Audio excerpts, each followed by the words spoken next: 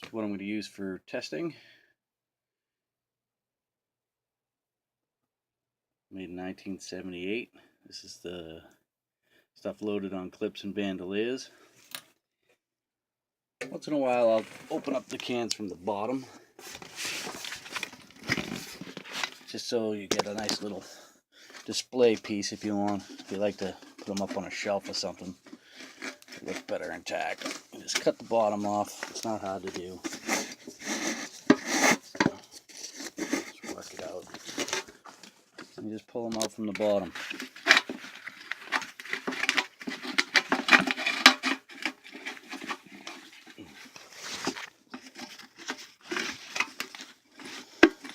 I'm still trying to figure out what that smell is when you first open up a tin. It's very familiar. I just can't make it out. They all have the same smell.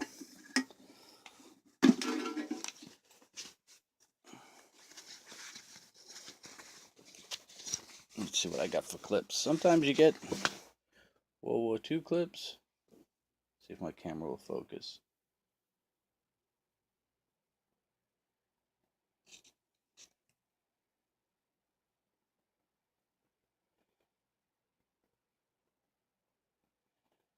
L&N 77.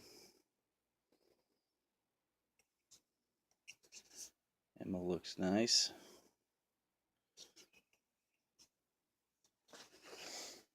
So when you do get this empty, just turn it around, put it on the shelf. It looks intact. Used to have a guy down the club would buy these, give you good money for them if you did it this way. He'd give you $12, $15 for these cans. I don't know what he did with them. He said he did World War II displays and photography. Never seen any of his work. I sold him a lot of cans. All kinds of cans. Made some pretty good cash. I bought tons and tons of the Seal Tin 54R and 762 by 39. He bought them all. The older the date, obviously the better deal you got. That's it. That's what I'm going to use for testing. Just going to use this bandolier right here. Only thing I'm going to do is inspect the ammo for any decay or rot. This bandolier actually says 1978 on it. And it matches the lot number on the can. I've pulled them out and they're, well, you gotta be careful with those cans. I cut myself.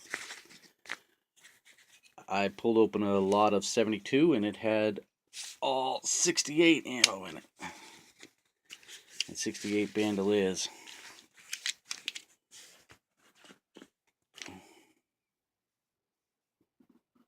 $77.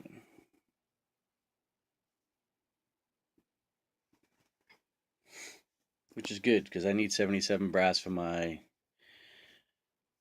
7.7 Jap, because I'll reform that into Jap cases, and I hope to get all that done before the next vintage match, and I'm going to bring the Arisaka to the next vintage match.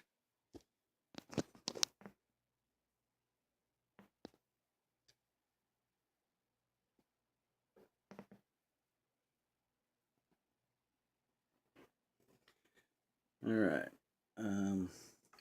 this is the muzzle wear and throat erosion gauge that I have.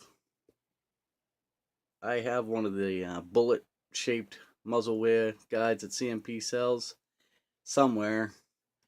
I let someone borrow it and I don't think they returned it, but I don't remember. Anyway, not important. I've got stuff of his that's worth more money. Anyhow, this one, the first line is 0. It's hard to see with this lousy camera. So, you just rest it in there nice and easy. Well, this first line is 0, so 0, 1, almost 2. And that's reading by the end of the muzzle. You're actually supposed to look down inside and get as close to the crown as possible. So that's a little over. I mean, this barrel should shoot well.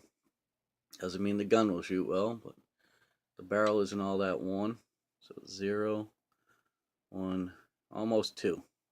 I'm pretty sure that's what the hang tag says. I think the hang tag on this says 2, and I want to say 3. And then this gauge, you just slip in here like this. Alright, and then you just line 1, 2, 3.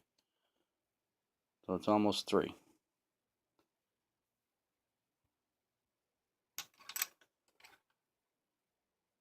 One, 2, so 2.5. And I'm pretty sure that's what the hang tag said. I think it said 2 and 3. And from what I've learned so far with the 7 or 8 Garands I've gotten through the CMP, well, I only have 4 left, 5 if you include my match rifle, is that they're always, I feel they're always gauged more than what they are. I think this just keeps the complaints down. You know, someone's hang tag says 3 and 3 and they measure and it's 3.5 and 3.5, they'll have a hissy fit. So I think they always gauge them up. So, and that's that.